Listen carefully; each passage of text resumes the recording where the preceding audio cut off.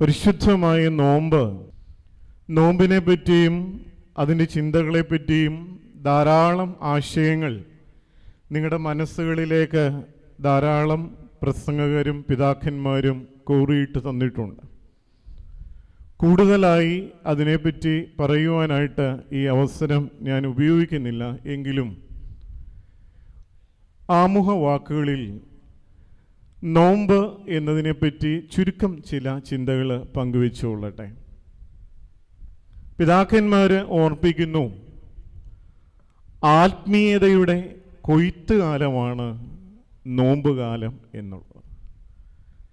എന്താണ് ആത്മീയത എന്ന് പറയുമ്പോൾ ചിലപ്പോൾ ചില തെറ്റിദ്ധാരണകൾ നമുക്കുണ്ടാകാം. എന്താണ് ആത്മീയത?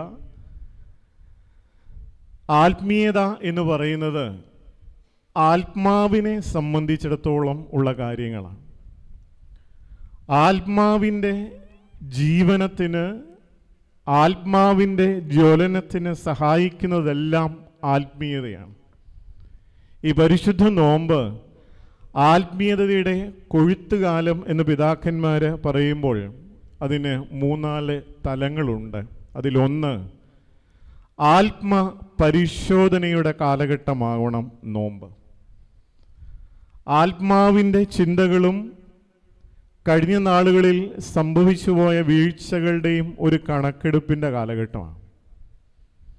ജീവിതത്തിൽ വന്നുപോയ കുറവുകളെ പരിശോധിച്ച് തിരിച്ചറിയാനുള്ള ഒരു കാലഘട്ടം. പ്രധാനമായും നോമ്പ് കാലം കുംഭസാരത്തിൻ്റെ കാലം കൂടിയാണല്ലോ. നമ്മുടെ തെറ്റുകളെപ്പറ്റി, നമ്മുടെ കുറവുകളെപ്പറ്റി, നമ്മുടെ ബലഹീനതകളെ പറ്റിയുള്ള ചിന്തകളും ബോധ്യങ്ങളും നമുക്കുണ്ടാകേണ്ട കാലം കൂടിയാണ് നോമ്പുകാലം.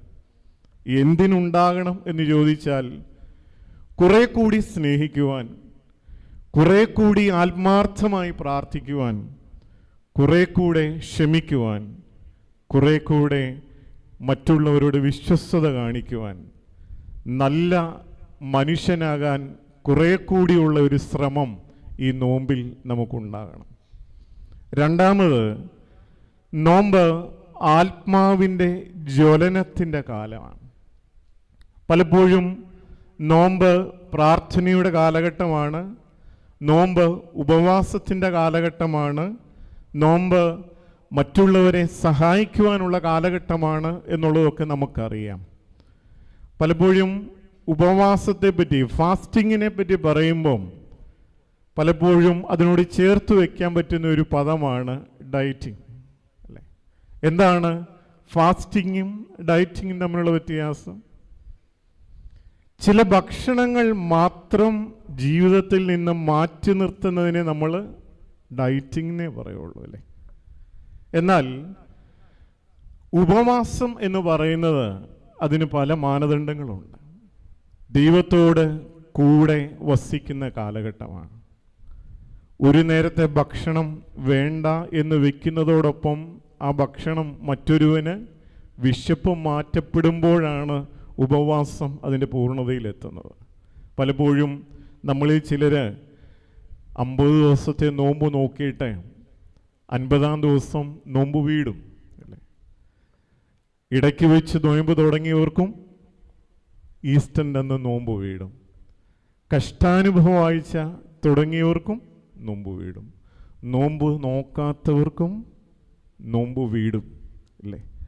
എന്നാൽ ഈ 50 ദിവസത്തെ കൂടിവരവുകളും 50 ദിവസത്തെ ആത്മീയ അനുഭവങ്ങളും 50 ദിവസങ്ങളിൽ ഏറിയ ദിവസങ്ങളുടെ ഉപവാസങ്ങളും ഒരു പാവപ്പെട്ടവന് ഒരു നേരത്തെ ഭക്ഷണമെങ്കിലും ആയിത്തീരുവാൻ കഴിയുന്നില്ലെങ്കിൽ ഈ നോമ്പ് കൊണ്ടോ ഈ കൂടിവരവ് കൊണ്ടോ വലിയ അർത്ഥമുണ്ടാകില്ല എന്നാണ് ഞാൻ കരുതുന്നത്. അങ്ങനെ ആയിത്തീരുവാൻ ഇടയാകട്ടെ. അതാണ് ഈ നോമ്പ് കൊണ്ട് ജ്വലിക്കേണ്ടത് ആത്മാവാണ്. നമുക്കൊരു ശരീരമുണ്ട്, ആത്മാവുണ്ടോ? ഉണ്ട്. ഒരാൾ മരിച്ചു അടക്കുവാൻ ഈ ദേവാലയത്തിന് മധ്യത്തിൽ കിടക്കുമ്പോൾ ആ ആളും നമ്മളും തമ്മിലുള്ള വ്യത്യാസം എന്താ? ജീവനോടുകൂടി ഇരുന്നപ്പോൾ ഉണ്ടായിരുന്ന എന്തോ ഒന്ന് മാറ്റപ്പെട്ടു. സഭാപ്രസംഗി പറയുന്നു, ആത്മാവ് അത് തന്നവൻ്റെ സന്നിധിയിലേക്ക് തിരികെ പോക്കലാണ് നമ്മൾ മരണം എന്ന് പറയുന്നത്. ഈ ആത്മാവ് എന്നുണ്ടായിരുന്ന നമ്മുടെ ഉള്ളിൽ, ശരീരത്തിന് നമുക്ക് പ്രായം എത്ര ഉണ്ടെന്ന് അറിയാം, പക്ഷെങ്കിൽ ആത്മാവിൻ്റെ പ്രായം എന്താണ്? വേദപുസ്തകം ഓർപ്പിക്കുന്നു, നീ അമ്മയുടെ ഉദരത്തിൽ ഉരുവായ നിമിഷം തന്നെ ഞാൻ നിന്നെ അറിഞ്ഞു എന്ന് പറയുക. എന്ന് പറഞ്ഞാൽ ജീവന്റെ തുടിപ്പ് അമ്മയുടെ ഉദരത്തിൽ ഉരുവായ നിമിഷം തന്നെ ദൈവം തന്ന ജീവന്റെ തുടിപ്പാണ്, ആത്മാവാണ് നമ്മുടെ ഉള്ളിൽ ഉള്ളത്. ശരീരത്തിൻ്റെ ക്ഷീണങ്ങൾ, ശരീരത്തിൻ്റെ രോഗങ്ങൾ, ശരീരത്തിൻ്റെ സൗന്ദര്യക്കുറവുകൾ ഇതെല്ലാം നമുക്ക് മാറ്റാൻ അറിയാം. പക്ഷെങ്കിൽ ഉള്ളിലെ ആത്മാവിൻ്റെ പ്രായം, ആരോഗ്യം, രോഗാവസ്ഥ എന്താണ് എന്ന് തിരിച്ചറിയാൻ നമുക്ക് കഴിയുമ്പോഴാണ് ഈ നോമ്പ് അർത്ഥവത്താകുന്നത്. പ്രിയമുള്ളവരെ, പരിശുദ്ധമായ നോമ്പ് ആത്മാവിനെ ജ്വലിപ്പിക്കുന്ന കാലഘട്ടമാണ്. വിശുദ്ധന്മാരുടെയും ശുദ്ധിമതികളുടെയും ഒക്കെ പടം വരയ്ക്കുമ്പോൾ ചിത്രകാരന്മാർ ആ തലയ്ക്ക് ചുറ്റും ഒരു പ്രകാശവലയം വരയ്ക്കും. ശരീരത്തെക്കാൾ ആത്മാവിനെ ജ്വലിപ്പിച്ചവരാണ് വിശുദ്ധന്മാർ. ആ ഒരു അനുഭവത്തിലേക്കുള്ള ഉയരപ്പെടുന്ന അനുഭവമാണ് ഈ ഫാസ്റ്റിംഗ് അല്ലെങ്കിൽ ആത്മാവിൻ്റെ ജ്വലനം എന്ന് പറയുന്നത്. മൂന്നാമത്, നോമ്പ് ആത്മതപനത്തിൻ്റെ കാലഘട്ടം. ദൈവം ശ്രേഷ്ഠമായി കരുതുന്ന കണ്ണുനീരുകളെ ആത്മാർത്ഥമായി പൊഴിക്കേണ്ട കാലഘട്ടം. പരിശുദ്ധമായ വിശുദ്ധ കുർബാനയുടെ ആരംഭത്തിലേക്ക് പ്രവേശിക്കുമ്പോൾ നമ്മൾ പാടുന്ന ഒരു ഗീതത്തിൻ്റെ ഈരടികളാണ് നമ്മൾ പാടിയത്. ഹാബീലിൻ്റെ കുഞ്ഞാടും നോഹിൻ്റെ കാഴ്ചയും ഒക്കെ കൈക്കൊണ്ടതുപോലെ ഞങ്ങളുടെ നോമ്പും പ്രാർത്ഥനയും. അതോടൊപ്പം ചേർന്ന് പാടുന്ന ഒരു പാട്ടുണ്ട്, നിനുവയരോടുണ്ടായ കോപം നിലവിളിയാൽ നീ നീക്കിയല്ലോ. നോമ്പിൻ്റെ കാലഘട്ടം നിലവിളിക്കാനുള്ളതാണ്. നോമ്പിൻ്റെ കാലഘട്ടം ആത്മാർത്ഥമായി കണ്ണുനീർ പൊഴിക്കാനുള്ളതാണ്. ആരെപ്പറ്റിയാണ് നിലവിളിക്കേണ്ടത്? ഗോൽഗുഥയുടെ ഉയരങ്ങളിൽ ഭാരമേറിയ കുരിശം പേറിക്കൊണ്ട് കർത്താവ് പോകുമ്പോൾ കർത്താവിൻ്റെ കഷ്ടപ്പാടുകൾ കണ്ട് കരയുവാൻ കുറെ എബ്രായ സ്ത്രീകൾ ചുറ്റും കൂടുകയാണ്. കർത്താവ് ഒരു പക്ഷെങ്കിൽ മനുഷ്യനായി ഈ ലോകത്തിൽ അവർക്ക് കൊടുത്ത ഏറ്റവും അവസാനത്തെ സന്ദേശം അതുതന്നെയാണ്.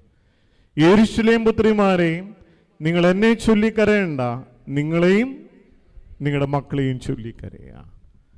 ഇത് നിലവിളിയുടെ കാലഘട്ടമാണ്.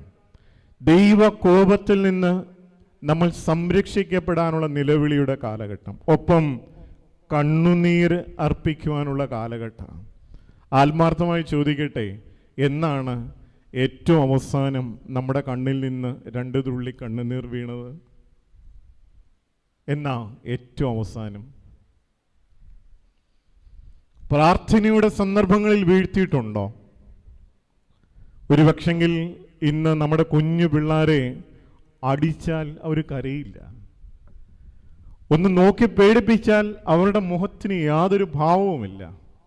ഇന്ന് ജെൻസിയുടെയും ജെൻ ആൽഫയുടെയും ഒക്കെ കാലഘട്ടത്തിൽ അവർക്ക് പറയുന്ന, ഈ കാലഘട്ടത്തിൽ ജനിച്ച പിള്ളേർക്ക് പറയുന്ന ഏറ്റവും വലിയ പ്രത്യേകത പേടിയില്ല എന്നുള്ളതാണ്.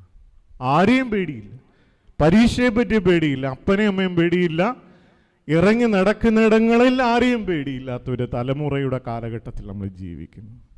പ്രിയമുള്ളവരെ, ദൈവം നമുക്ക് നൽകിയ ആത്മീയ അനുഭവമാവുന്ന ഈ നോമ്പ് കാലം മടങ്ങി വരേണ്ടതിൻ്റെയാണ്. ഒരു തെറ്റ് കണ്ണുനീർ ഒഴിക്കേണ്ടതിൻ്റെയാണ്. കണ്ണുനീർ പൊഴിക്കണമെങ്കിൽ നമ്മുടെയൊക്കെ വിരലുകൾ ഒരു പക്ഷെങ്കിൽ ചില വാതിലിൻ്റെ ഇടയിലോ കാറിൻ്റെ ഡോറിൻ്റെ ഇടയിലോ ഒക്കെ പോയാലേ കണ്ണിൽ നിന്ന് പൊന്നീച്ച പറക്കാറുള്ളൂ, അപ്പോഴേ കണ്ണ് നിറയാറുള്ളൂ. ദൈവം സ്നേഹിക്കുന്ന കണ്ണുനീര്, അനുതാപിക്കുന്ന ഒരു മനുഷ്യന് മാത്രമേ കണ്ണുനീർ പൊഴിക്കുവാനായിട്ട് കഴിയുകയുള്ളൂ. ആ സത്യ അനുതാപത്തിൻ്റെ അനുഭവം ഈ നോമ്പിൽ ഉണ്ടാകട്ടെ. ഈ നോമ്പ് ആത്മപരിശോധനയുടേതാവണം. ഈ നോമ്പ് ആത്മാവിനെ ജ്വലിപ്പിക്കാനുള്ളതാകണം. ഈ നോമ്പ് ആത്മതപനത്തിൻ്റെ കാലമായി, ആത്മീയതയുടെ കൊയ്ത്തുകാലമായി തീരുവാൻ നമുക്കിടയാകട്ടെ എന്ന് പ്രാർത്ഥിക്കുക. ഈ പകൽക്കാലം നിങ്ങളോടൊത്ത് ചിന്തിക്കുവാൻ കർത്താവിൽ ശരണപ്പെടുന്ന വേദഭാഗം മാലാഖി പ്രവാചകന്റെ പുസ്തകം 3-ാം അധ്യായം അതിൻ്റെ 16-ാമത്തെ വാക്യം ചേർത്ത് 18-ാമത്തെ വാക്യം കൂടി. മാലാഖി പ്രവാചകന്റെ പുസ്തകം 3-ാം അധ്യായം 16-ാമത്തെ വാക്യം ഇങ്ങനെയാണ്: യഹോവ ഭക്തന്മാർ അന്ന് തമ്മിൽ സംസാരിച്ചു, യഹോവ ശ്രദ്ധ വെച്ച് കേട്ടു. യഹോവ ഭക്തന്മാർക്കും അവൻ്റെ നാമത്തെ സ്മരിക്കുന്നവർക്കും വേണ്ടി അവൻ്റെ സന്നിധിയിൽ ഒരു സ്മരണ പുസ്തകം എഴുതി വച്ചിരിക്കുന്നു. ഒരിക്കൽ കൂടി ആ വാക്യം വായിക്കട്ടെ. യഹോവ ഭക്തന്മാർ അന്ന് തമ്മിൽ സംസാരിച്ചു, യഹോവ ശ്രദ്ധ വെച്ച് കേട്ടു. യഹോവ ഭക്തന്മാർക്കും അവൻ്റെ നാമത്തെ സ്മരിക്കുന്നവർക്കും വേണ്ടി അവൻ്റെ സന്നിധിയിൽ ഒരു സ്മരണ പുസ്തകം എഴുതി വച്ചിരിക്കുന്നു. അതിനോട് ചേർന്ന് ഒരു വാക്യം കൂടി, 18-ാമത്തെ വാക്യം കൂടി, ആ അധ്യായത്തിൻ്റെ അവസാനത്തെ വാക്യം: അപ്പോൾ നിങ്ങൾ നീതിമാനും ദുഷ്ടനും തമ്മിലും ദൈവത്തെ സേവിക്കുന്നവനും സേവിക്കാത്തവനും തമ്മിലുള്ള വ്യത്യാസം വീണ്ടും കാണും. പ്രിയമുള്ളവരെ, മാലാഖി പ്രവാചകന്റെ പുസ്തകം വെറും 4 അധ്യായങ്ങൾ മാത്രമുള്ള പുസ്തകമാണ്. എങ്കിലും ആഴമായ തീവ്രമായ ചില സന്ദേശങ്ങൾ നൽകുന്ന ഒരു പുസ്തകം കൂടിയാണ്. പഴയ നിയമത്തിലെ ഏറ്റവും അവസാനത്തെ പുസ്തകം പുതിയ നിയമത്തിലെ പുസ്തകങ്ങൾ ആരംഭിക്കുന്നതിന് മുമ്പുള്ള പഴയ നിയമത്തിലെ അവസാനത്തെ പുസ്തകം എന്ന് നമ്മൾ പറയും. എങ്കിലും ഓർത്തഡോക്സ് സഭയുടെ ക്രമീകരണങ്ങൾ അനുസരിച്ച് മാലാഖി പ്രവാചകന്റെ പുസ്തകത്തിന് ശേഷം സുവിശേഷങ്ങൾക്കിടയിലുള്ള 300 തൊട്ടുള്ള കാലഘട്ടങ്ങളുണ്ട്. ആ കാലഘട്ടങ്ങളിൽ എഴുതപ്പെട്ട അപ്പോക്രിഫൽ പുസ്തകങ്ങളെപ്പറ്റി നിങ്ങൾക്കറിയാം. ഏറ്റവും കൂടുതൽ പീഡനങ്ങൾ അനുഭവിച്ച വിശ്വാസികൾ പ്രതിസന്ധികൾ നേരിട്ട ഒരു കാലഘട്ടമാണ്. അതോടൊപ്പം തീവ്രമായ ദൈവത്തിൻ്റെ ന്യായവിധിയെപ്പറ്റി ഓർമ്മിപ്പിക്കുന്ന ഒരു പുസ്തകം കൂടിയാണ് മാലാഖി പ്രവാചകന്റെ പുസ്തകം. ചൂള പോലെ കത്തുന്ന ഒരു ദിവസമുണ്ടെന്നുള്ള ഓർമ്മിപ്പിക്കലിൻ്റെ പുസ്തകമാണ് മാലാഖി പ്രവാചകന്റെ പുസ്തകം. അവിടെ ഈ വാക്യം നമുക്ക് തരുന്ന സന്ദേശങ്ങളിലേക്ക് നമുക്കൊന്ന് പോകാം. എന്താണ് ദൈവത്തിൻ്റെ സന്നിധിയിലെ ദൈവം തൻ്റെ ഭക്തന്മാരായി കണക്കിടുന്നത് ആരാണ്? ദൈവം അവരുടെ സംസാരം ശ്രദ്ധിച്ച് കേൾക്കാൻ കാരണം എന്താണ്? ദൈവം ഒരുക്കിയിരിക്കുന്ന സ്മരണയുടെ പുസ്തകം എന്താണ്? ഈ 3 കാര്യങ്ങളിലേക്ക് നമുക്ക് ഒന്ന് കടന്നു ചെല്ലാം. ആരാണ് ഭക്തൻ എന്ന് പറയുക? ആരെക്കുറിച്ചാവാം? ഭക്തൻ എന്ന് പറഞ്ഞാൽ ഒരു നിർവചനം നമുക്ക് പറയാൻ പറ്റുമോ? നമ്മൾ നിത്യമായ ആരാധനയിൽ സംബന്ധിക്കുമ്പോൾ ചിലരെ പറ്റിയൊക്കെ നമുക്ക് ധാരണയുണ്ട്. എന്താ? എല്ലാ ആഴ്ചയും പള്ളി വരുന്നവർ, എല്ലാ പ്രാർത്ഥനയ്ക്കും സംബന്ധിക്കുന്നവർ, അച്ഛൻ പറഞ്ഞ പോലെ എല്ലാ നോമ്പും നോക്കുന്നവർ, പിന്നെ എല്ലാ ആഴ്ചയും വിശുദ്ധ കുർബാന കൈക്കൊള്ളുന്നവർ. ഇത്രയായാൽ ഒരു ഭക്തന് വേണ്ടതെല്ലാം ആയോ?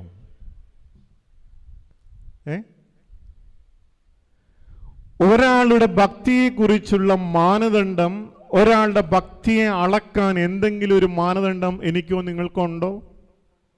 ഇല്ല. നമ്മൾ കാണുന്നതല്ല ഭക്തിയുടെ അളവ്, ഭക്തിയുടെ മാനദണ്ഡം. നമുക്കൊക്കെ ഒന്നിലധികം മാസ്കുകൾ വെക്കാൻ പറ്റുന്നവരാ അല്ലേ?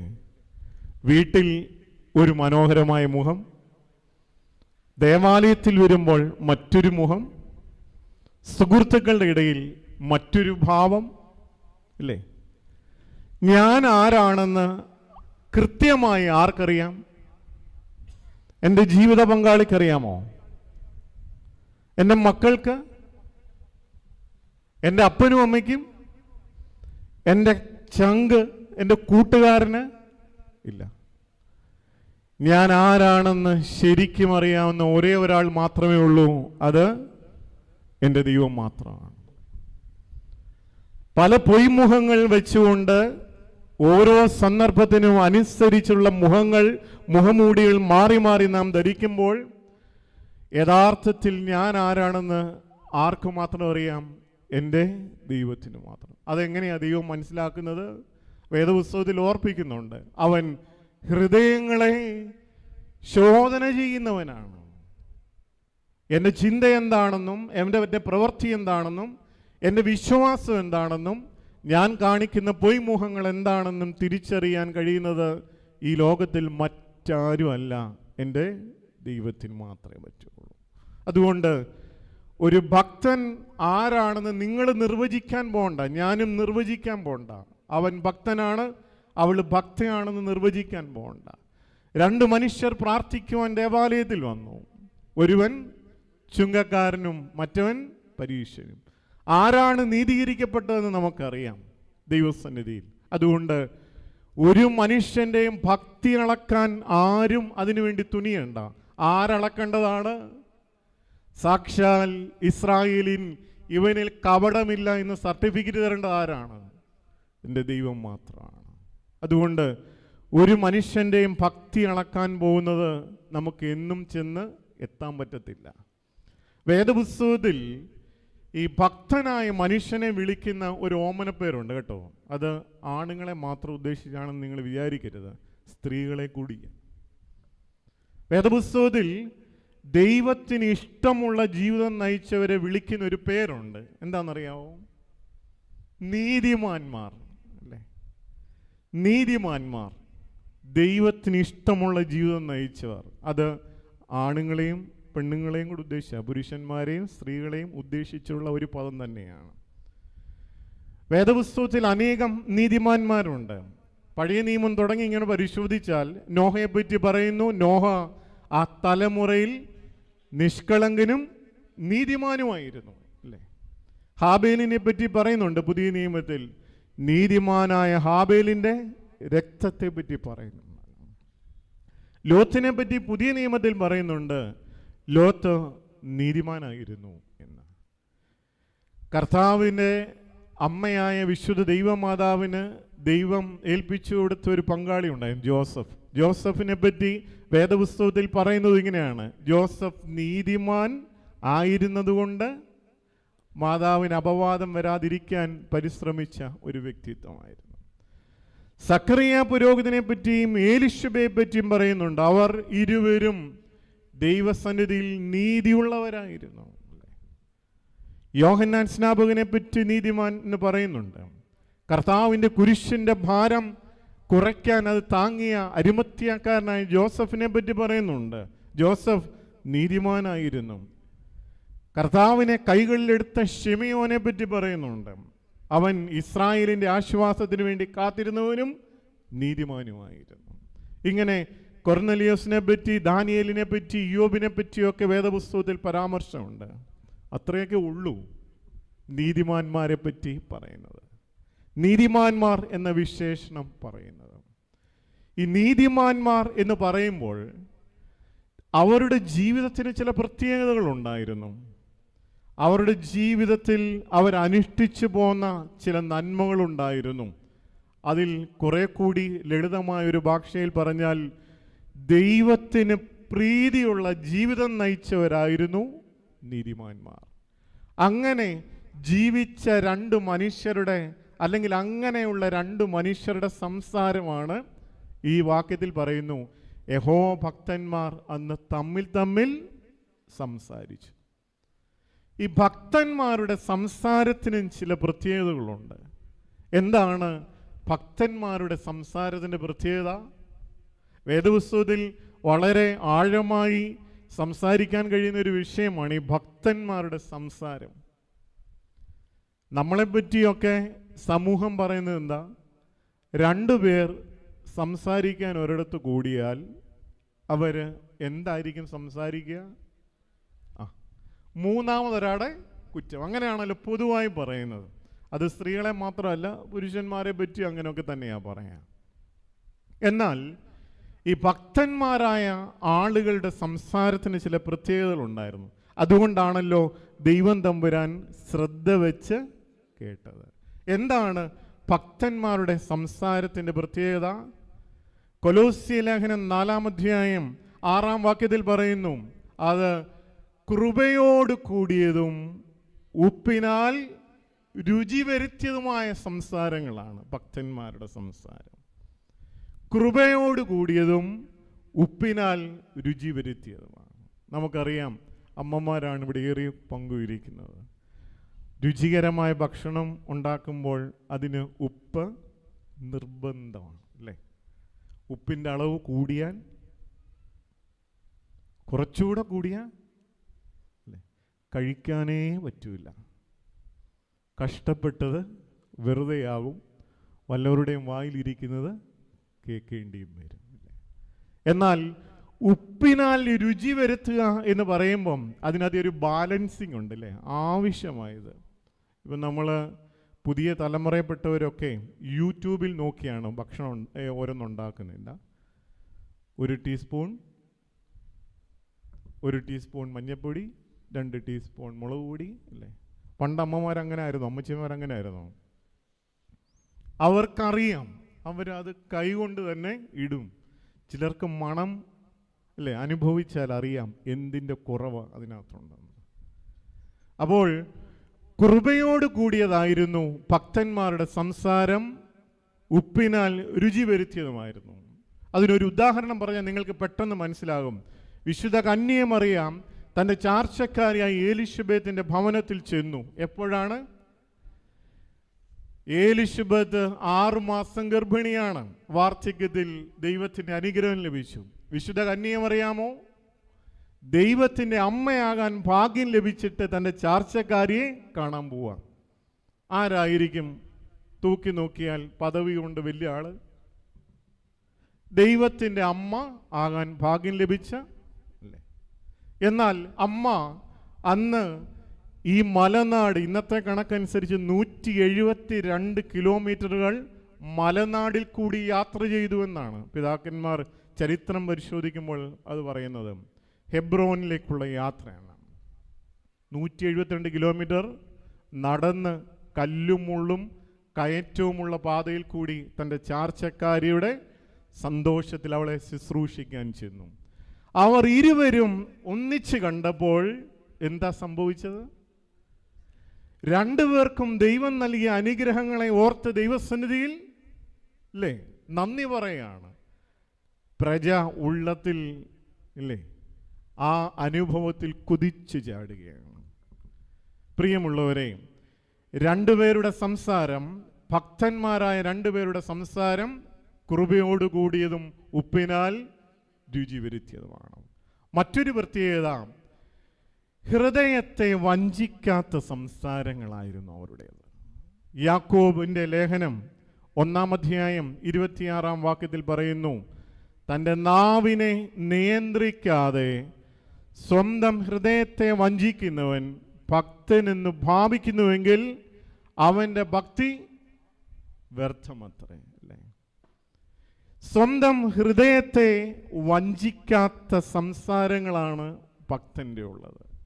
അതിന് പറയാൻ വേദപുസ്തകത്തിൽ തന്നെ ഒരു വാക്യമുണ്ട്, ഹൃദയം നിറഞ്ഞു കവിയുന്നത് വായ സംസാരിക്കുന്നു എന്ന് പറഞ്ഞാൽ, ഒരു മനുഷ്യൻ എത്രമാത്രം കൺട്രോൾ ചെയ്ത് മറ്റുള്ളവരുടെ മുമ്പിൽ ചക്കരവാക്ക് പറഞ്ഞാലും അവൻ്റെ സംസാരത്തിൻ്റെ ഇടയ്ക്ക് അവൻ്റെ ഉള്ളിലുള്ളത് എപ്പോഴെങ്കിലും പുറത്തു വന്നിരിക്കും.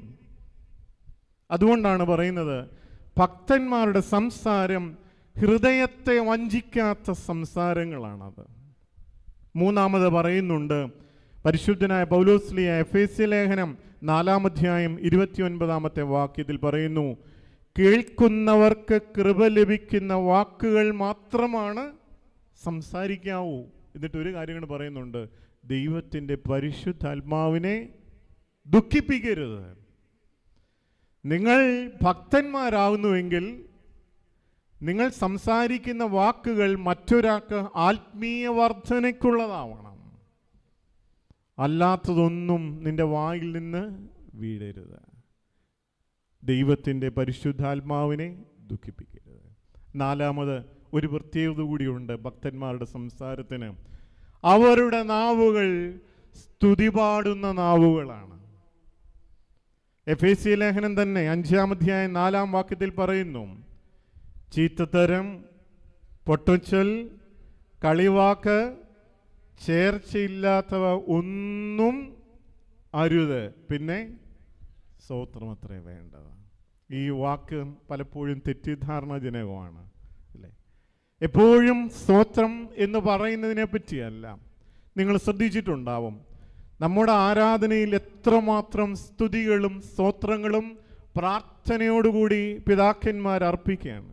വിശുദ്ധ കുർബാനയുടെ ഓരോ പ്രാർത്ഥനയും അതിൻ്റെ പൂർത്തീകരണത്തിൽ ഞങ്ങൾ നിനക്കും നിന്റെ ഏകജാതനും നിന്റെ വിശുദ്ധ റൂഹായിക്കും സദാ സ്തുതിയും സ്തോത്രവും സമർപ്പിക്കുക. പിതാക്കന്മാർ ആരാധനയിൽ ചേർത്തു വെച്ചത് സ്തുതികളും സ്തോത്രങ്ങളുമാണ്. ഒരു ഭക്തന്റെ വായിൽ നിന്ന് സ്തുതികളും സ്തോത്രങ്ങളും മാത്രമാണ് ഉയരേണ്ടത്. അത് ദൈവത്തോടുള്ള നന്ദിയിൽ നിന്നാണ്. ദൈവം നടത്തിയ വിധങ്ങളെ ഓർത്തുള്ള നന്ദിയുള്ള മനസ്സിൽ നിന്ന് സ്തുതിയുള്ള വാക്കുകളാണ്. പ്രിയമുള്ളവരെ, അതുകൊണ്ടാണ് പിതാക്കന്മാർ എഴുതി വെച്ച പ്രാർത്ഥനകളിൽ പലതും എൻ്റെ വായ്ക്ക് കാവൽക്കാരനെയും എൻ്റെ അധരങ്ങൾക്ക് സൂക്ഷിപ്പുകാരനെയും നിർത്തണമല്ലേ. വായിലേക്ക് പോകുന്നത് ഒന്നുമല്ല മനുഷ്യനെ അശുദ്ധനാക്കുന്നത്, പിന്നെയോ വായിൽ നിന്ന് വരുന്ന ഓരോ വചനങ്ങളും. അതുകൊണ്ട് ഭക്തനായ മനുഷ്യന് ചില പ്രത്യേകതകളുണ്ട്, അവരുടെ സംസാരങ്ങൾക്ക് ചില പ്രത്യേകതകളുണ്ട്. അതുകൊണ്ടാണ് ഈ വാക്യത്തിൽ നമ്മൾ വായിച്ചത്, മാലാഖി പ്രവാചകന്റെ പുസ്തകം 3-ാം അധ്യായം അതിൻ്റെ 16-ാം വാക്യത്തിൽ പറയുന്നു, യഹോവ ഭക്തന്മാർ അന്ന് തമ്മിൽ തമ്മിൽ സംസാരിച്ചു, യഹോവ ശ്രദ്ധ വെച്ച് കേട്ടു. ഞാൻ ആ ഭാഗം അവിടെ അവസാനിപ്പിക്കുകയാണ്. തുടർന്ന് പറയുന്ന വാചകം എങ്ങനെയാണ്? യഹോവ ഭക്തന്മാർക്കും അവൻ്റെ നാമത്തെ സ്മരിക്കുന്നവർക്കും വേണ്ടി അവൻ്റെ സന്നിധിയിൽ ഒരു സ്മരണയുടെ പുസ്തകം. എന്താ? ദൈവത്തിൻ്റെ സന്നിധിയിൽ ഒരു സ്മരണയുടെ പുസ്തകം എന്ന് പറഞ്ഞാൽ എന്താ? ഇംഗ്ലീഷിൽ പറഞ്ഞാൽ ബുക്ക് ഓഫ് റിമംബറൻസ്, ഓർമ്മയുടെ പുസ്തകം. ദൈവത്തിൻ്റെ സന്നിധിയിൽ ഒരു ഓർമ്മയുടെ പുസ്തകമുണ്ട്. ദൈവത്തിൻ്റെ സന്നിധിയിൽ വേറൊരു പുസ്തകത്തെ പറ്റി നമുക്കറിയാം. എന്താ? പഴയ നിയമത്തിൽ തൊട്ട് നമ്മൾ വായിക്കുന്നുണ്ട്, ജീവന്റെ പുസ്തകം എന്ന് പറഞ്ഞാൽ എന്താ? ജീവന്റെ പുസ്തകം.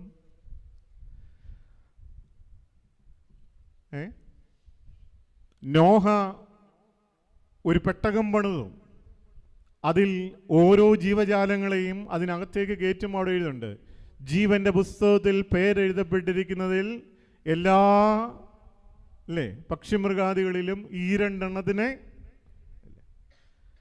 ജീവന്റെ പുസ്തകത്തെ പറ്റി വേദപുസ്തകത്തിൽ അനേകം സൂചനകളുണ്ട്. ഈ ജീവന്റെ പുസ്തകവും ഓർമ്മയുടെ പുസ്തകവും ഒന്നാണോ? ഒന്നാ 2 ആണോ? പിതാക്കന്മാര് അനേകം സാക്ഷ്യങ്ങൾ അതിൽ നൽകുന്നുണ്ട്. പ്രത്യേകിച്ച് ബുക്ക് ഓഫ് ലൈഫ്, ജീവന്റെ പുസ്തകം എന്ന് പറഞ്ഞാൽ അതോടൊപ്പം സ്മരണയുടെ പുസ്തകത്തിനും ചില ബന്ധങ്ങളുണ്ട്, 2 ഉണ്ട് എന്നുള്ളതിനും പ്രത്യേകതയുണ്ട്. പ്രത്യേകാൽ നമ്മുടെ വെളിപാട് പുസ്തകത്തിൽ പ്രത്യേകമായി അവിടെ ഓർമ്മപ്പെടുത്തുന്നുണ്ട്. വെളിപാട് പുസ്തകം 20-ാം അധ്യായം 12-ാം വാക്യത്തിൽ, മരിച്ചവർ ആബാലവൃദ്ധം സിംഹാസനത്തിന് മുമ്പിൽ നിൽക്കുന്നത് കണ്ടു, പുസ്തകങ്ങൾ തുറന്നു, ജീവന്റെ പുസ്തകം എന്ന മറ്റൊരു പുസ്തകവും തുറന്നു. 2 പുസ്തകമുണ്ട് അല്ലേ? ജീവന്റെ പുസ്തകമുണ്ട്, ഓർമ്മയുടെ പുസ്തകമുണ്ട്. നിത്യജീവനിലേക്ക് പ്രവേശിക്കേണ്ടവരുടെ പേരുകൾ കൃത്യമായി ജീവന്റെ പുസ്തകത്തിലുണ്ടെന്ന് കരുതുക. അതവിടെ തൽക്കാലത്തേക്ക് ഇരിക്കട്ടെ. നമ്മുടെ ചിന്താവിഷയം ഓർമ്മയുടെ പുസ്തകമാണ്. എന്താണ് ഓർമ്മയുടെ പുസ്തകം? ധന്യേ മാതാവേ എന്ന് തുടങ്ങുന്ന ഗീതത്തിൽ, പ്രത്യേകിച്ച് ശീമാ നമസ്കാരത്തിൽ പ്രഭാത പ്രാർത്ഥനയിലും ആ ഭാഗങ്ങൾ പാടുന്നുണ്ട്. വാതുക്കൽ നീതി പേരേടും പേറി കാവൽ നിൽക്കുക. എപ്പോഴാ?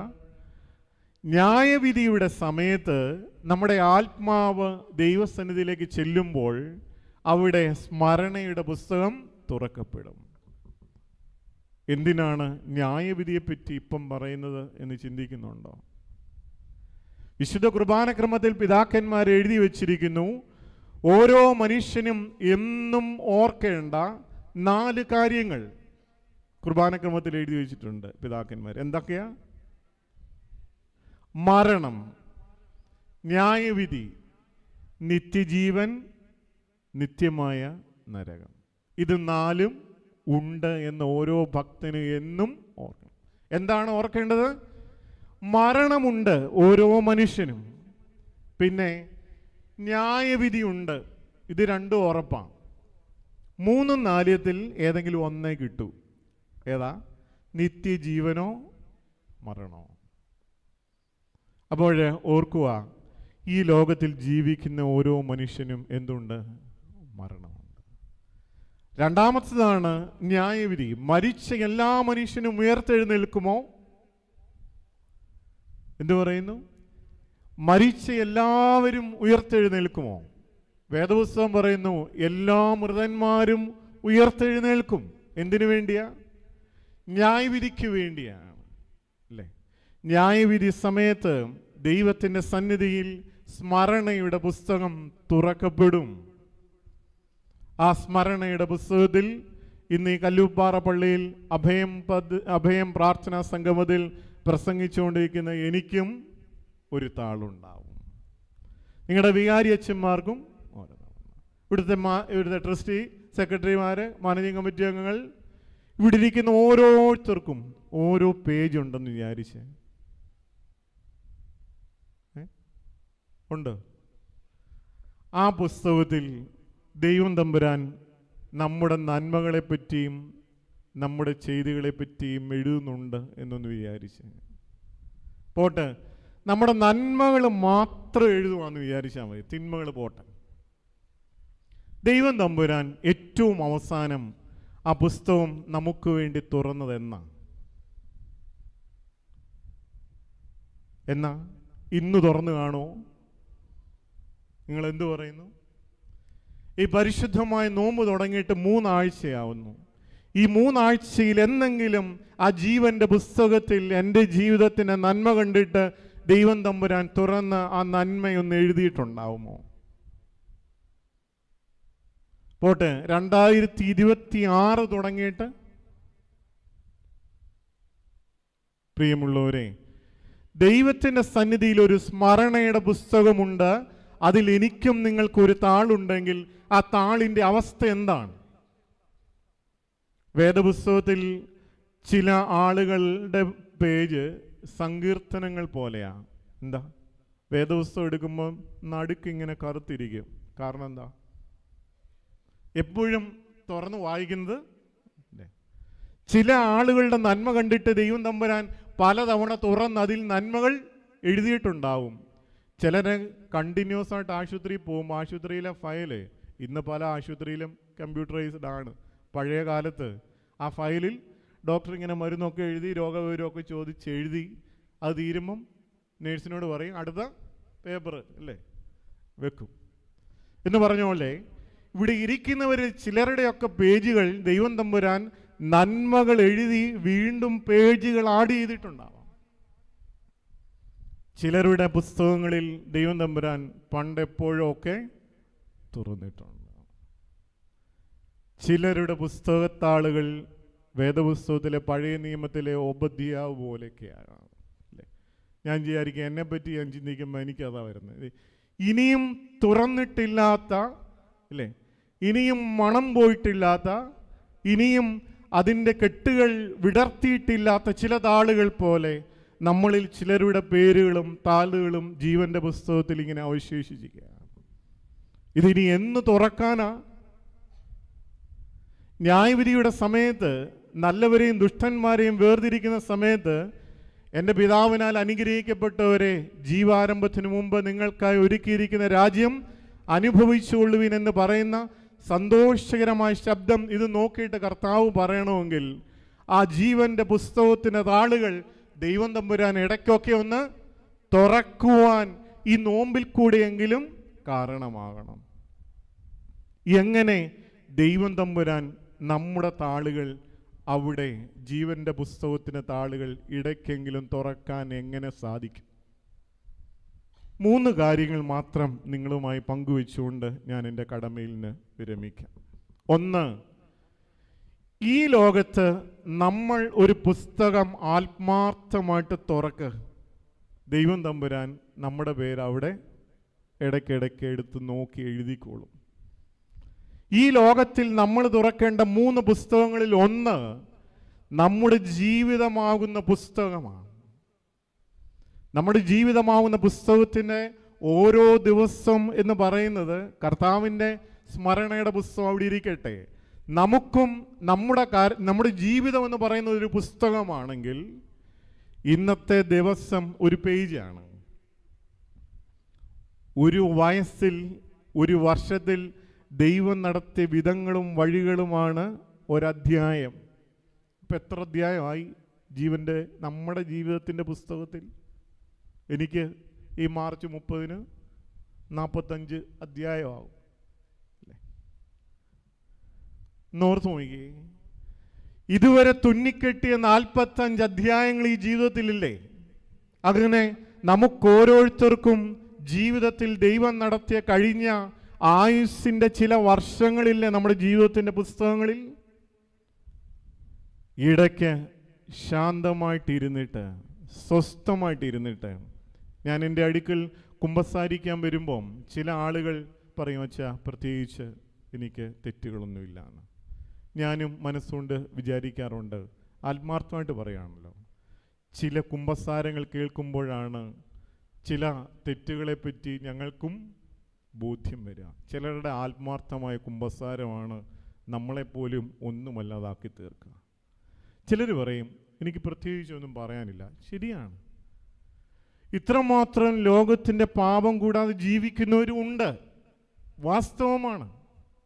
എങ്കിലും ഒന്നും ഓർമ്മയിൽ വരുന്നില്ല എന്ന് പറയുന്നവരോട് പറയും, ശാന്തമായിട്ട് വീട്ടിൽ പോയി അല്പസമയം സ്വസ്ഥമായിട്ടൊന്നിരിക്കുക.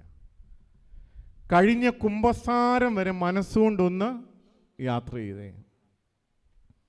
ദൈവം ചോദിച്ചതിലും ആഗ്രഹിച്ചതിലും ഉപരി തന്ന നന്മകളില്ലേ? ഓർമ്മയിൽ വരുന്ന നന്മകൾക്ക് നന്ദി പറയുക. ഈ കഴിഞ്ഞ നാളുകളിൽ നിങ്ങൾ തെറ്റ് ചെയ്തില്ലെങ്കിലും നിങ്ങളോട് തെറ്റ് ചെയ്ത് ആരെങ്കിലും കാണില്ലേ? ഹൃദയപൂർവ്വം അവരോട് ക്ഷമിക്കൂ. ഏറ്റുപറയാൻ വിട്ടുപോയ എന്തെങ്കിലും തെറ്റുകളുണ്ടെങ്കിൽ ദൈവസന്നിധിയിൽ ക്ഷമ ചോദിച്ച് വിശുദ്ധ കുർബാന അനുഭവിക്കാൻ വരുവാൻ ഇങ്ങനെ പറഞ്ഞു വിടാറുണ്ട്. പ്രിയമുള്ളവരെ, ജീവിതത്തിൻ്റെ ഏറ്റവും വലിയ നമ്മെ നന്മയിലേക്ക് നടത്താൻ പര്യാപ്തമായ ഒരു പുസ്തകമാണ് നമ്മുടെ ജീവിതം. ആത്മാർത്ഥമായിട്ട് അതൊന്ന് തുറക്കണം ഇടയ്ക്കിടയ്ക്ക്. ദൈവം നടത്തിയ വിധങ്ങളുണ്ട്. ചോദിച്ചതിലും ആഗ്രഹിച്ചതിലുപരി ദൈവം തന്ന സൗഖ്യത്തിൻ്റെ അനുഭവമുണ്ട്. ചില ആളുകളെ പറ്റി പറയുമ്പം അവർ പറയും, എൻ്റെ ജീവിത പങ്കാളി മരണം വഴിയായി വേർവിട്ടു പോയപ്പോൾ എൻ്റെ മക്കളെ എങ്ങനെ വളർത്തുമെന്ന് ഓർത്ത് ഞാൻ കരഞ്ഞ നിമിഷങ്ങളുണ്ട്. എന്നെ എൻ്റെ മക്കളെ ഇത്രത്തോളം കരുതിയ എൻ്റെ ദൈവമാണ്. അനേകം വൈദ്യന്മാരുടെ അടുക്കൽ പോയിട്ടും സൗഖ്യം കിട്ടാത്ത ചില നൊമ്പരങ്ങളുണ്ടായിരുന്നു, വേദനകളുണ്ടായിരുന്നു, രോഗങ്ങളുണ്ടായിരുന്നു. അത് സൗഖ്യം നൽകിയ എൻ്റെ ദൈവം എന്ന് പറയുന്ന അനുഭവങ്ങളുണ്ട്. പ്രിയമുള്ളവരെ, ഞാൻ എന്നും ഏത് പ്രസംഗത്തിലും എനിക്ക് പറയാൻ സന്തോഷം നൽകുന്ന ഒരു അനുഭവം കൂടിയുണ്ട്. അത് കൂടി നിങ്ങളോട് പങ്കുവയ്ക്കട്ടെ. ഞാനൊരു ദേവാലയത്തിൽ വികാരിയായി ചെല്ലുമ്പോൾ ഒരു ഞായറാഴ്ച ആദ്യമായി കുർബാനയൊക്കെ ചൊല്ലി ഈ കൈമുത്താൻ നേരം ഒരു മനുഷ്യൻ എന്നെ കാത്തു നിൽക്കുകയാണ്. കൈമുത്ത് കഴിഞ്ഞ് ആ മനുഷ്യൻ എന്നോട് പറഞ്ഞു, അച്ഛാ ഒരു നിമിഷം എനിക്കൊന്ന് സംസാരിക്കണം. ഞാൻ പറഞ്ഞു സംസാരിച്ചോളൂ. പറഞ്ഞു, അച്ഛാ എൻ്റെ അമ്മയ്ക്ക് ഈ വരുന്ന വ്യാഴാഴ്ച 80 വയസ്സാവുക. ഒരു ചെറിയ ഫംഗ്ഷൻ വീട്ടിൽ വെച്ചുകൊണ്ട് അച്ഛനോട് ഒന്ന് വരണം. ഉച്ചയ്ക്ക് ചോറുണ്ടിട്ട് ഒന്നിച്ച് കഴിച്ചിട്ട് നമുക്ക് പിരിയാം. ഞാൻ എപ്പം വരണം? രാവിലെ വാ, 9 മണി 9:30 ആകുമ്പോഴത്തേക്ക് വാ. ഞാൻ 9:30 ആയപ്പോൾ ആ ഭവനത്തിൽ ചെന്നു. വീട് നിറച്ച ആൾക്കാരുണ്ട്.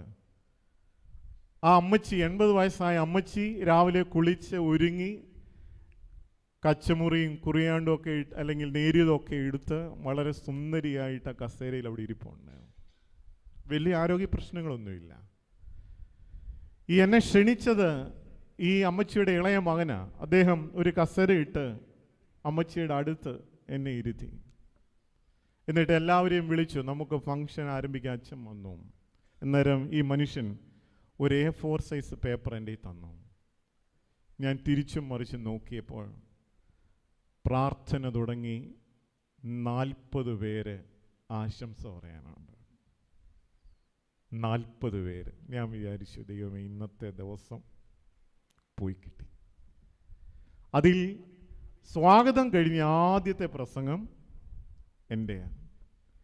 എനിക്ക് ഈ അമ്മച്ചിയെ അറിയില്ല, ഈ മക്കളെ അറിയില്ല, അമ്മച്ചിക്ക് എത്ര മക്കളുണ്ടെന്ന് പോലും അറിയില്ല. ഞാനൊരു പള്ളിയിലേക്ക് ചെന്നിട്ട് ആദ്യത്തെ ആഴ്ച ഈ അമ്മച്ചിയെപ്പറ്റി എന്താ പറയുക? ഞാൻ പറഞ്ഞു, നിങ്ങളെല്ലാം ആശംസ പറഞ്ഞോ, ഞാൻ ഇടയ്ക്ക് എപ്പോഴെങ്കിലും പറഞ്ഞോളാം. കാരണം ഞങ്ങൾ അച്ഛന്മാരിങ്ങനെ ബാക്കിയുള്ളവർ പറയുന്നത് കേട്ടിട്ട് എന്തെങ്കിലും പറയാം എന്നുള്ള പ്രതീക്ഷയില്ല. ഞാൻ പറഞ്ഞു, ഇടയ്ക്ക് എന്തെങ്കിലും ഞാൻ പറഞ്ഞോളാം, ആശംസകൾ തുടരട്ടെ. അപ്പം ഞാൻ ഈ അമ്മച്ചിയുടെ അടുക്കൽ ഇരുന്നിട്ട് അമ്മച്ചിയോട് ചോദിച്ചു, അമ്മച്ചിക്ക് എത്ര മക്കളുണ്ട്? അപ്പം അമ്മച്ചി പറഞ്ഞു 8. അല്ല 11. അമ്മച്ചി പെട്ടെന്ന് പറഞ്ഞു, അല്ല 11. അപ്പം ഞാൻ പറയും, അമ്മച്ചി 80 വയസ്സേ ആയിട്ടുള്ളൂ, ഓർമ്മയൊന്നും പോകാറായിട്ടില്ല, അത് പോയാലും മക്കളോട് ഇതൊന്നും, എന്നാലും പറ 8 ആണോ 11 ആണോ? അപ്പം അമ്മച്ചി പറഞ്ഞു, അമ്മച്ചിയുടെ മോഹാവമൊക്കെ മാറി. ഞാൻ തമാശയ്ക്ക് പറഞ്ഞെങ്കിലും അമ്മച്ചി പറഞ്ഞു, ഞാൻ പ്രസവിച്ചത് 8, വളർത്തിയത് 11 എണ്ണത്തിനെ. അപ്പം ഞാൻ ചോദിച്ചത് എങ്ങനെ ഈ കണക്ക് ശരിയാകാം? അപ്പം അമ്മച്ചി പറഞ്ഞു, എൻ്റെ ഒരു സഹോദരിയെ ഇവിടെ അടുത്ത് ഞാനോട് ഇടപെട്ട് കെട്ടിച്ചായിരുന്നു. പക്ഷെങ്കിൽ 3ാമത്തെ പ്രസവത്തിൽ ആ സഹോദരി മരിച്ചു. അമ്മച്ചി എന്ത് ചെയ്തു? തൻ്റെ 8 മക്കളെ വളർത്തുന്നതിൻ്റെ കൂട്ടത്തിൽ അമ്മച്ചി 3 എണ്ണത്തിനെയും കൂടെ കൊണ്ടുവന്ന് വളർത്തി. ഇന്ന് ചിന്തിക്കാൻ പറ്റുമോ? 2 എണ്ണത്തിനെ സ്കൂളിൽ വിടാൻ ഇന്ന് രാവിലെ ഞങ്ങൾ 2, 3, 4 പേര് പെട്ടപാട് നമുക്ക് ഓരോരുത്തർക്കും അറിയാമല്ലോ അല്ലേ? പ്രിയമുള്ളവരെ, ഈ അമ്മച്ചിയോട് എന്തെങ്കിലുമൊക്കെ ചോദിച്ച് എന്തെങ്കിലും അമ്മച്ചിയുടെ വായിൽ നിന്ന് കിട്ടുമെന്ന് അറിയാൻ വേണ്ടി ഞാൻ അമ്മച്ചി ചോദിച്ചു. അമ്മച്ചി, എന്നാലും അമ്മച്ചിയുടെ മനസ്സിൽ ദൈവം ഇടപെട്ടു എന്ന് കരുതുന്ന എന്തെങ്കിലും ഒരു അനുഭവം എന്നോട് പറയാമോ? ഈ കഴിഞ്ഞ 80 വർഷത്തിനിടയ്ക്ക് അമ്മച്ചി എന്നെ നോക്കിയിട്ട് ചോദിച്ചു, അച്ഛൻ ഇന്ന് പോകുന്നില്ലയോ? അപ്പോൾ എനിക്ക് മനസ്സിലായി, അമ്മച്ചി പറയാൻ തുടങ്ങിയ അമ്മച്ചിക്ക് ഒത്തിരി പറയാനുണ്ടെന്ന് അമ്മച്ചി പറഞ്ഞു. എന്നാലും ഞാൻ പറയും, ഒരെണ്ണം പറയാം. അപ്പം അമ്മച്ചി പറഞ്ഞു, ഒരു ദിവസം രാവിലെ എൻ്റെ മക്കൾക്കൊക്കെ രാവിലെ ബ്രേക്ക്ഫാസ്റ്റൊക്കെ കൊടുത്തിട്ട് കഞ്ഞി വെക്കാൻ വേണ്ടി വലിയ കലം അടുപ്പയിലിരിപ്പുണ്ട്. വെള്ളം ഇങ്ങനെ തിളച്ചുകൊണ്ടിരിക്കുക. അമ്മച്ചി അരിപ്പെട്ടി തുറന്ന് അരിയൊക്കെ കൂട്ടി വാരിയപ്പോൾ അമ്മച്ചിക്ക് ഒരു കാര്യം മനസ്സിലായി, ഇന്ന് ഈ കഞ്ഞി ആർക്കും തികയില്ല. കാരണം അരിയില്ല. പണ്ടുള്ള അമ്മച്ചിമാർ ഇന്നും ചിലവരൊക്കെ ചെയ്യും. 2 കാര്യങ്ങളിൽ നിന്ന് ശ്രദ്ധിച്ചാൽ മതി. അരിയൊക്കെ വാരി കഴുകി കഴിഞ്ഞ് ചില അമ്മച്ചിമാർ അമ്മച്ചി പറഞ്ഞ വാചകം പറ, അച്ഛൻ ഹൂസോ കൊടുക്കുമ്പോൾ ഞങ്ങളുടെ നെറ്റിക്ക് വരയ്ക്കുന്ന പോലെ ഞാൻ ആ അരിക്കതിൽ. ചില അപ്പച്ചന്മാർ ചോറ് വിളമ്പി കൊടുക്കുമ്പം കറിയൊക്കെ കഴിച്ച് ആദ്യം കഴിക്കുന്നതിന് മുമ്പ് കുരിശൊക്കെ വരയ്ക്കില്ലേ? ഒരു ചോറ് പോലും കറിയാതെ കഴിച്ചിരുന്ന അപ്പച്ചന്മാരുടെ അവരതിനോടുള്ള ബഹുമാനമൊക്കെ നമുക്ക് ഓർക്കുമ്പോൾ മനസ്സിൽ ഒത്തിരി സന്തോഷം നൽകുന്ന അനുഭവങ്ങളാണ്. അമ്മച്ചി പറഞ്ഞു, ഞാൻ ആരും കാണാതെ ഒരു കുരിശ് വരച്ച് ഈ വലിയ കലത്തിലുള്ള അരി അങ്ങ് ഇട്ടു. എന്നോട് പറയാം, അച്ഛാ, അന്ന് എൻ്റെ മക്കൾക്കെല്ലാം കഞ്ഞി കൊടുത്തു. അമ്മച്ചി പറഞ്ഞ വാചകം ഇങ്ങനെ, പിറ്റേന്ന് കാക്കയ്ക്കും കോഴിക്കും കൊടുക്കാൻ അധികം വന്ന ഒരു ദിവസം ഞാൻ ഇന്നും ഓർക്കുന്നു. എൻ്റെ മക്കൾക്ക് മുഴുവൻ കഞ്ഞി കൊടുത്തിട്ട് പിറ്റേന്ന് കാക്കയ്ക്കും കോഴിക്കും കൊടുക്കാനും ഉണ്ടായിരുന്ന ഒരു ദിവസം ഞാൻ ഇന്നും ഓർക്കുന്നു. എങ്ങനെയായി സാധ്യമായത്? അമ്മച്ചി കഞ്ഞി വെച്ചത് അക്ഷയപാത്രത്തിലായിരുന്നോ? അല്ല. പിന്നെയോ എന്താ? അമ്മച്ചിയെ സഹായിക്കാൻ മൂത്ത മക്കൾ വരും, പെൺമക്കൾ അല്ലേ? പണ്ടുള്ള അമ്മമാർക്കൊരു പ്രത്യേകതയുണ്ട്. വീട്ടിലുണ്ടാക്കുന്നത് തികയത്തില്ലാന്ന് തോന്നിയാൽ ഇന്നും ഉണ്ട് ചില അമ്മമാർ. അവരാദ്യം പറയുന്നത് എന്താ? അവരാദ്യം അങ്ങ് ജാമ്യം എടുക്കും. ഇങ്ങനെ ഗ്യാസ് കയറിയതാണെന്ന് തോന്നുന്നു, എനിക്ക് വിശപ്പില്ല. ഒരാളുടെ കാര്യത്തിൽ സമാധാനമില്ല. നമ്മൾ കഴിച്ചോ ഇല്ലയോ എന്ന് ആര് ചോദിക്കാറ്? അപ്പം അമ്മ പറഞ്ഞു, എനിക്ക് ഗ്യാസ് കയറി, എനിക്ക് വിശക്കുന്നില്ല, എനിക്ക് വേണ്ട, നിങ്ങൾ കഴി. അപ്പം മൂത്ത മക്കൾ, പെൺമക്കൾ വന്ന് സഹായിക്കാൻ വന്നപ്പോൾ അവർക്ക് മനസ്സിലായി ഇന്നിത് തികയത്തില്ല. അപ്പോൾ അവർ 2 വാ കുടിച്ചിട്ട് പറയും, അമ്മയെ സങ്കടപ്പെടുത്താതിരിക്കാൻ 2 വായൊക്കെ കുടിച്ചിട്ട് പറയും മതി, വയറ് നിറഞ്ഞു. ഇല്ലായ്മകളുടെ നാട്ടിൽ, ഇല്ലായ്മയുടെ കാലഘട്ടത്തിൽ ഉള്ളതുകൊണ്ട് ഓണം പോലെ കഴിഞ്ഞിരുന്ന സംതൃപ്തിയുടെ ഒരു കാലത്തെപ്പറ്റി അമ്മച്ചി പറഞ്ഞതാണ്. കൊച്ചുമക്കളൊക്കെ അവരറിയുന്നില്ല, അവർ കുടിച്ചിട്ട് എഴുന്നേറ്റ് പോവാ. പ്രിയമുള്ളവരെ, ഇന്നലകളിൽ ആ ജീവിതാനുഭവങ്ങൾ ഒന്ന് തുറന്നു നോക്കുന്നവർക്ക് ഇന്ന് അഹങ്കാരത്തോടെ ജീവിക്കാൻ എന്താണുള്ളത്? ഒരു വെള്ളപ്പൊക്കം കഴിഞ്ഞില്ലേ, ഒരു കൊറോണ കാലം കഴിഞ്ഞില്ലേ, എന്നിട്ടും ഈ 2026 ഈ പകൽക്കാലം ഈ ദേവാലയത്തോളം ദൈവം കൊണ്ടെത്തിച്ചെങ്കിൽ എന്നെപ്പറ്റിയും നിങ്ങളെപ്പറ്റിയും ദൈവം തമ്പുരാന് ചില പദ്ധതികളും ഉദ്ദേശങ്ങളും ഉണ്ട്. ഞാൻ അറിയാതെ നിന്റെ തലയിൽ ഒരു രോമം പോലും കൊഴിയുകയില്ല. നീ ഭയപ്പെടേണ്ട, ഭ്രമിക്കേണ്ട. ഞാൻ നിന്നെ ശക്തനാക്കുന്നവനാണ്, ഞാൻ നിന്നെ കരുതുന്ന ദൈവമാണ്. പ്രിയമുള്ളവരെ, നമ്മുടെ ജീവിതത്തിൻ്റെ കഴിഞ്ഞ നാളും അനുഭവങ്ങൾ ആത്മാർത്ഥമായി തുറന്നു നോക്കുന്ന ഒരു മനുഷ്യനും ജീവിതത്തിൽ അഹന്തയോട് ജീവിക്കാൻ ഒന്നുമില്ല. ദൈവം നടത്തിയ വിധങ്ങളും വഴികളും മാത്രമേ ഉള്ളൂ. ഇയ്യോബ് പറഞ്ഞ പോലെ, നഗ്നനായി ഞാൻ ലോകത്തിൽ വന്നു, നഗ്നനായി തന്നെ പോവും. അല്ലേ? അമ്മയുടെ ഉദരത്തിൽ നിന്ന് ഒരു നൂൽബന്ധം പോലും ഞാൻ കൊണ്ടുവന്നുള്ളതല്ല, ഇതൊക്കെ ദൈവം തന്നതാണ്. തിരിച്ചു പോകുമ്പോഴും ഒന്നും കൊണ്ടുപോകുന്നില്ല. ഇതിനിടയ്ക്ക് ഇട്ടേക്കുന്നതും ഉടുക്കുന്നതും നിർത്തിയേക്കുന്നതും നടത്തുന്നതും എല്ലാം ദൈവത്തിൻ്റെ നിയോഗങ്ങളും കൃപകളും മാത്രമാണ്. ഇത് ആത്മാർത്ഥമായി ചിന്തിക്കുന്നവന് അഹങ്കരിക്കാൻ എന്താണുള്ളത്? പുകഴാൻ എന്താണുള്ളത്?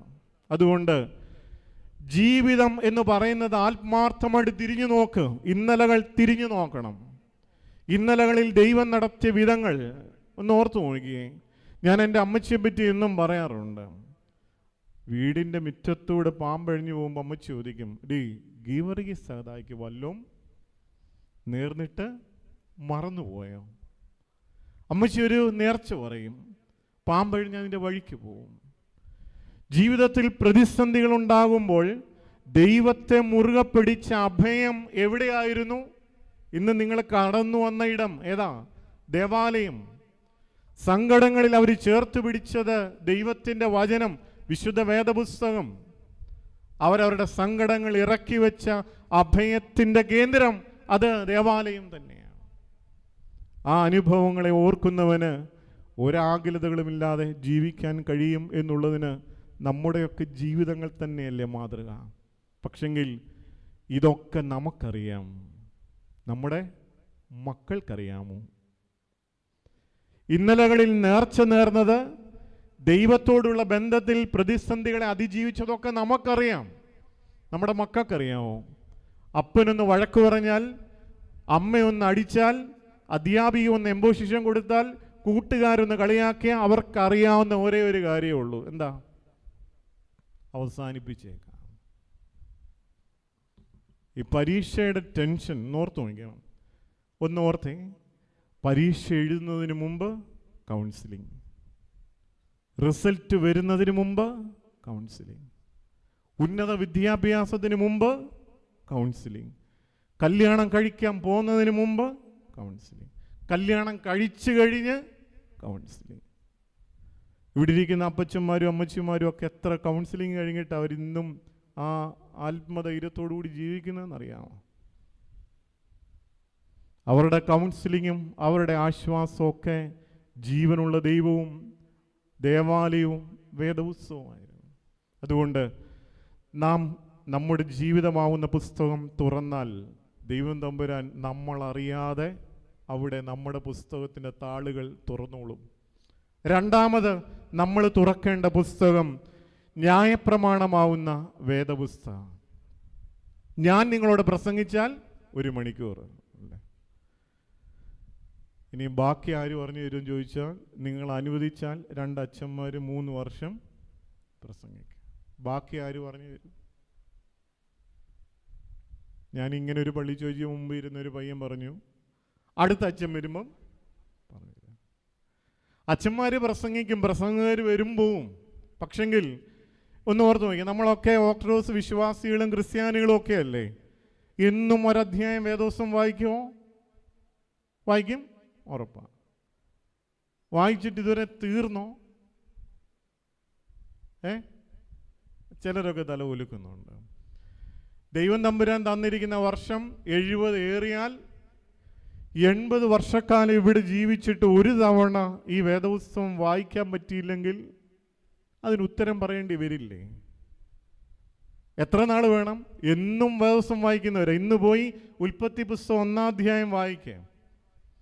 മനസ്സിനെ സ്പർശിക്കുന്ന വാക്യങ്ങൾ വരയിടൂ. ഞാൻ ആത്മാർത്ഥമായി പറയാം, നിങ്ങളുടെ നൊമ്പരങ്ങളുടെ, പ്രയാസങ്ങളുടെ, കണ്ണുനീരിൻ്റെ നടുവിൽ ഈ വരയിട്ട വാക്യം മാത്രം ഒന്ന് തിരിച്ചു നോക്കിയാൽ മതി. എന്തൊരു ബലമുണ്ടെന്നറിയാം. നിങ്ങൾ ആദ്യത്തെ തവണ വായിക്കുമ്പോൾ അവിടെ ഇവിടെയൊക്കെ വരയിടും. 2-3 തവണ വരയ്ക്കുമ്പോൾ വര കൂടും. ഒരു 5-6 തവണയൊക്കെ വായിക്കുമ്പം നിങ്ങൾ വരയിടിയിൽ നിർത്തും. എന്താ കാര്യം? ഇതിലെല്ലാം വരയിടേണ്ടതാണെന്ന് അന്നേ അറിയുള്ളൂ. എന്തിനു വേണ്ടിയാണ് ഓർമ്മയുടെ പുസ്തകം ദൈവം തമ്പുരാൻ തുറക്കണമെങ്കിൽ നമ്മളിവിടെ ന്യായപ്രമാണത്തിൻ്റെ പുസ്തകം തുറക്കണമെന്ന് പറയാ? ദൈവത്തിൻ്റെ കൂടെ നടന്നവർ, ദൈവത്തിൻ്റെ കാലൊച്ച കേട്ടവർ, അഹന്തകളുടെ നടുവിൽ എല്ലാം നഷ്ടപ്പെട്ടവർ, ദൈവത്തിന് വേണ്ടി ജീവിച്ചപ്പോഴും സിംഹക്കുഴിയിലേക്ക് വലിച്ചെറിയപ്പെട്ടപ്പോൾ ദൈവം സിംഹത്തിൻ്റെ വായടച്ച അനുഭവങ്ങൾ, തീയിലേക്ക് വലിച്ചെറിഞ്ഞപ്പോൾ ദൈവം കൂടെ നടന്ന അനുഭവങ്ങൾ, നിന്ന കാലിൻ്റെ ചവിട്ടിലെ മണ്ണൊലിച്ചു പോയിട്ടും ജീവനുള്ള ദൈവത്തെ ത്യജിച്ച് കളയാതിരുന്ന ഇയ്യോബിനെ പോലെയുള്ളവരുടെ ജീവിതങ്ങൾ, ഇത് നമ്മുടെ ജീവിതത്തിന് മുമ്പിൽ വലിയ മാതൃകയാണ്. അതുകൊണ്ടാണ് ഈ വേദപുസ്തകം വായിക്കണം, ധ്യാനിക്കണമെന്ന് പറയാം. എന്തിനു വേണ്ടിയാ? അതനുസരിച്ച് ജീവിക്കാനാണ്. വേദപുസ്തകം ആത്മാർത്ഥമായി തുറക്കുമ്പോൾ, അതനുസരിച്ച് ജീവിക്കുമ്പോൾ, പ്രത്യേകിച്ച് യോശുവ ദീർഘദർശിയോടെ യഹോവയായ ദൈവം പുതിയ നിയോഗങ്ങളുടെ നടുവിൽ അവനെ ഉറപ്പിക്കുന്നത് ഇങ്ങനെയാണ്: യോശുവ, നിന്റെ ന്യായപ്രമാണം അനുസരിച്ച് നീ ഇടത്തോട്ടോ വലത്തോട്ടോ നീങ്ങരുത്. അതനുസരിച്ച് ജീവിക്കുന്ന കാര്യത്തിൽ നിനക്കുറപ്പുണ്ടോ? ഈ ജനതയെ നിനക്ക് ശക്തമായിട്ട് നയിക്കാൻ പറ്റും. നിന്റെ ആകുലതകൾ മാറും, പ്രതിസന്ധികളും മാറും. എന്ത് ചെയ്യണം? യഹോവയുടെ ന്യായപ്രമാണം അനുസരിച്ച് ജീവിക്കുന്ന കാര്യത്തിൽ ഉറപ്പും ധൈര്യവും ഉണ്ടാകണം. പ്രിയമുള്ളവരെ, ആത്മാർത്ഥമായി വായിച്ചു എന്ന് പറയാനല്ല, ആത്മാർത്ഥമായി വേദപുസ്തകങ്ങൾ തുറക്കപ്പെടട്ടെ. അത് നമ്മുടെ ഹൃദയത്തിൻ്റെ പലകകളിൽ ചില വാക്യങ്ങൾ കുറിക്കപ്പെടട്ടെ. അതനുസരിച്ച് ദൈവത്തിന് പ്രീതിയുള്ള ജീവിതം നയിക്കുവാൻ നമുക്കിടയാകുമ്പോൾ ദൈവം തമ്പുരാൻ നമ്മളറിയാതെ അവിടെ ജീവൻ്റെ പുസ്തകം ഇടയ്ക്കിടയ്ക്ക് തുറന്നോളും. മൂന്നാമതായി നമ്മൾ തുറക്കേണ്ട പുസ്തകം ആരാധനയുടെ പുസ്തകങ്ങളാണ്.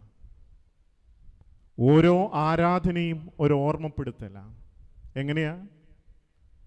ഒരു ശവസംസ്കാര ശുശ്രൂഷയിൽ നിങ്ങൾ ചെല്ലുമ്പോൾ എന്താണ് ആ ശുശ്രൂഷ നമുക്ക് തരുന്ന സന്ദേശം? ശവസംസ്കാര ശുശ്രൂഷ നിങ്ങൾ പങ്കെടുക്കുമ്പോൾ ശ്രദ്ധിച്ചോണം, അതിൽ ഈ 30% മാത്രമേ ഈ മരിച്ച ആൾക്ക് വേണ്ടിയുള്ള പ്രാർത്ഥനയുള്ളൂ. ബാക്കി മുഴുവനും ജീവനോട് ഇരിക്കുന്നവർക്ക് വേണ്ടിയുള്ള ഓർമ്മപ്പെടുത്തലുകളാണ്. നിങ്ങൾ ശ്രദ്ധിച്ച് നോക്കണം. ഒരു സംസ്കാര ശുശ്രൂഷയിൽ നമ്മുടെ ബന്ധക്കാരും സ്വന്തക്കാരും ഒന്നും ഇല്ലെങ്കിൽ നമ്മൾ നീക്കി പാടും. യാത്ര ചെയ്യും ഞാൻ, അല്ലേ? പാട്ടൊക്കെ പാടും. എന്നാൽ ഒരു ശവസംസ്കാര ശുശ്രൂഷയിൽ പങ്കുചേരുമ്പോൾ നമുക്ക് ലഭിക്കേണ്ട വലിയ സന്ദേശം എന്താ? ഇതേപോലെ കടന്നു പോകേണ്ട ഒരു ദിവസം എനിക്കും ഉണ്ട്. വീടിൻ്റെ പ്രധാന മുറിയിൽ ഇതേപോലെ കിടക്കേണ്ട ഒരു നിമിഷം എനിക്കുണ്ട്. ദേവാലയത്തിൻ്റെ നടുക്ക് ഈ റെഡ് കാർപ്പറ്റിൽ എല്ലാവരും ഇവിടെ കൊണ്ടുവച്ച് ചുറ്റിനും നിന്ന് പ്രാർത്ഥിക്കുന്ന ഒരു ദിവസം എനിക്കുണ്ട്. ഓരോ ആരാധനയും ഒരു ഓർമ്മപ്പെടുത്തലാണ്. ഒരു വിവാഹ ശുശ്രൂഷയിൽ നിങ്ങൾ സംബന്ധിക്കുമ്പോൾ ഒരു ഓർമ്മപ്പെടുത്തലാണ്. അവിടെ വിവാഹിതരാവുന്നവർക്ക് വേണ്ടി മാത്രമല്ല, കല്യാണം കഴിച്ചവർക്കും കഴിക്കാനുള്ളവർക്കുമുള്ള ചില ഓർമ്മപ്പെടുത്തലുകളുണ്ട്. ഇപ്പോൾ പല വീട്ടിലും, ഇവിടുത്തെ കാര്യമല്ല കേട്ടോ, ചില സ്ഥലങ്ങളിൽ കല്യാണത്തിന് തലേ ദിവസം അച്ഛന്മാർ ചെറുക്കന്മാരുടെ വീട്ടിൽ പോയി അവരെ കെട്ടാൻ പഠിപ്പിക്കണം. എന്താ? മിന്നു കെട്ടാൻ പഠിപ്പിക്കണം. കാരണം എന്താ? ഈ 29-ാം വയസ്സിൽ കല്യാണം കഴിക്കുമ്പോഴും ഈ സഭയുടെ ആരാധനയിൽ ഒരു തവണ പോലും ഇവിടെ പുറകെ നിന്ന് ആത്മാർത്ഥമായിട്ട് വിവാഹ ഉദാശയിൽ പങ്കുചേർന്നിട്ടില്ല. ചില കല്യാണത്തിന് ശുശ്രൂഷകർ പോയി പിടിച്ചു നിർത്തണം, മിന്നു കെട്ടാൻ നേരം എവിടെ നിർത്തണ്ടേന്ന്. കാരണം എന്താ? ചിലർ സാരി മടങ്ങുമെന്നും പറഞ്ഞുകൊണ്ട് വെളിയിൽ നിൽക്കുമല്ലോ. ചിലർക്ക് പറഞ്ഞു തീരാത്ത കഥകൾക്ക് വേണ്ടി അവർ വിളി നിൽക്കും. ഒരു ദിവസം പോലും ഒരു ശുശ്രൂഷ ഭംഗിയായിട്ട് കണ്ടിട്ടില്ല. നോക്കി, ഓരോ ശുശ്രൂഷകളും ഓർമ്മപ്പെടുത്തല. വിശുദ്ധ കുർബാന ഒരു ഓർമ്മപ്പെടുത്തലല്ലേ? എൻ്റെ ഓർമ്മയ്ക്കായി നിങ്ങൾ ഇപ്രകാരം ചെയ്യുവീൻ എന്ന് പറഞ്ഞ് പഴയ നിയമകാലം തുടങ്ങി കർത്താവിൻ്റെ ജനനം, കർത്താവിൻ്റെ ചേലാകർമ്മം, മരണം, അങ്ങനെ തുടങ്ങി ഉയർത്തെഴുന്നേൽപ്പ്, രണ്ടാമത്തെ വരവ് വരെ അനുസ്മരിക്കുന്ന ശുശ്രൂഷയാണേത് വിശുദ്ധ കുർബാന. ഇവിടെ നമ്മൾ പറയുന്നത് എപ്പം തീരണം? 9 മണിക്ക് തീർക്കാൻ വച്ച. കർത്താവ് 33.5 വർഷക്കാലം അനുഭവിച്ച യാതനകളും പ്രയാസങ്ങളുടെയും റിക്രിയേഷൻ അല്ലെങ്കിൽ അതിൻ്റെ ഓർമ്മകളിൽ കൂടി കടന്നു പോകുമ്പോഴാണ് നമ്മൾ പറയുന്നത് തീരുന്നില്ലല്ലോ, അല്ലേ? 33.5 വർഷത്തെ അനുഭവങ്ങൾ, കർത്താവ് കടന്നുപോയ, നമുക്ക് വേണ്ടി അനുഭവിച്ച യാതനകളുടെ ഓർമ്മപ്പെടുത്തലാണ് വിശുദ്ധ കുർബാനയും ഒരു ഓർമ്മപ്പെടുത്തലാണ്. അതുകൊണ്ട് ഓരോ ആരാധനകളും ഓർമ്മപ്പെടുത്തലാണ്. നോമ്പ് ഒരു ഓർമ്മപ്പെടുത്തലാണ്. ആത്മീയ അനുഭവങ്ങൾ കൊയ്യുന്ന ഈ നോമ്പിൻ്റെ അനുഭവങ്ങളിൽ നമ്മൾ നോമ്പ് നോക്കുമ്പോൾ പുസ്തകങ്ങൾ തുറക്കപ്പെടുകയാണ്. എവിടെ? ജീവൻ്റെ പുസ്തകങ്ങളും അല്ലെങ്കിൽ സ്മരണയുടെ പുസ്തകങ്ങളും ദൈവസന്നിധിയിൽ തുറക്കപ്പെടുകയാണ്. നമ്മൾ പങ്കെടുക്കുന്ന ഓരോ ശുശ്രൂഷകളും ഓർമ്മപ്പെടുത്തലായി നമ്മുടെ ഉള്ളിൽ നിൽക്കട്ടെ. പ്രിയമുള്ളവരെ, ദൈവത്തിൻ്റെ സന്നിധിയിലെ ഓർമ്മയുടെ പുസ്തകം ദൈവം തുറക്കണമെങ്കിൽ ഈ ലോകത്ത് നമ്മുടെ ജീവിതമാവുന്ന പുസ്തകങ്ങൾ ഇടയ്ക്ക് തുറക്കണം. ന്യായപ്രമാണമാവുന്ന വിശുദ്ധ വേദപുസ്തകം ആത്മാർത്ഥമായി തുറക്കണം. അതനുസരിച്ച് ജീവിക്കണം. 3, ആരാധനയുടെ ഓർമ്മപ്പെടുത്തലുകളുടെ പുസ്തകം നോമ്പിൻ്റെയും ആത്മീയ അനുഭവങ്ങളുടെയും ജീവിതാനുഭവങ്ങൾ ആത്മാർത്ഥമായി തുറക്കുവാൻ നമുക്ക് കഴിയണം. ഈ പുസ്തകങ്ങളൊക്കെ തുറക്കുമ്പോൾ നമ്മുടെ ജീവിതത്തിന് ചില വരവുകളും ചിലവുകളും ഒക്കെ കാണും, അല്ലേ? ചില നന്മകളും കുറവുകളും ഒക്കെ നമ്മൾ തിരിച്ചറിയും. പലപ്പോഴും നോമ്പ് എപ്പോഴാണ് പൂർത്തിയാകുന്നതെന്ന് ചോദിച്ചാൽ ഒരു ഉത്തരം മാത്രമേ എനിക്ക് പറയാനുള്ളൂ. എൻ്റെ ദൈവം എൻ്റെ കൂടെ ഉള്ളവനാണ്, അല്ലേ? കന്യക ഗർഭിണിയായി ഒരു മകനെ പ്രസവിക്കും, അവന് ദൈവം നമ്മോട് കൂടെ എന്നർത്ഥമുള്ള ദൈവം ആരുടെ കൂടെ ഉള്ളവനാണ്? നമ്മോട് കൂടെ ഉള്ളവനാണ്. ആ ദൈവം നമ്മുടെ കൂടെ തന്നെ ഉണ്ടോ? എന്ത് കണ്ടിട്ട് ദൈവം കൂടെ ഇരിക്കണം? എന്തെങ്കിലും നന്മയുണ്ടെങ്കിലല്ലേ ദൈവം കൂടെ ഇരിക്കാൻ ആഗ്രഹിക്കൂ. പ്രിയമുള്ളവരെ, നന്മകൾ ചെയ്യുമ്പോൾ ദൈവം തമ്പുരാൻ നമ്മുടെ കൂടെയുണ്ട് എന്ന ബോധ്യത്തിൽ നമുക്കായിരിക്കാം. ഒരു കാര്യം കൂടി ഈ വാക്യത്തോട് ചേർന്ന് ഞാൻ നിങ്ങളെ ഓർപ്പിച്ചു. 18-ാമത്തെ വാക്യം എന്താണ്? ഈ അധ്യായത്തിൻ്റെ 18-ാമത്തെ വാക്യം, അന്ന് നീതിമാന്മാരും ദുഷ്ടന്മാരും ദൈവത്തെ സേവിക്കുന്നവരും സേവിക്കാത്തവരും തമ്മിലുള്ള വ്യത്യാസം അന്ന് കാണും. എന്നാ ഈ പുസ്തകം തുറക്കപ്പെടുമ്പോൾ അന്നാണ് നിങ്ങൾ കണക്കെടുക്കേണ്ടത്. ആരായിരുന്നു ഭക്തൻ, ആരാണ് ഭക്ത? ആരാണ് ദൈവത്തെ സേവിച്ചവൻ, ആരാണ് ദൈവത്തെ സേവിക്കുന്നതായിട്ട് അഭിനയിച്ചവൻ എന്ന് നിങ്ങൾ എന്ന് കാണും? ദൈവം തമ്പുരാൻ ഓർമ്മയുടെ പുസ്തകം തുറക്കുമ്പോൾ നിങ്ങൾ കാണും അല്ലേ? ചിലപ്പം ചില പ്രസംഗകർ, എന്നെ പോലെയുള്ള പ്രസംഗകരോട് കർത്താവ് പറയും, അങ്ങോട്ട് ഇടത്തോട്ട് മാറിയിക്കാൻ പറയും അല്ലേ?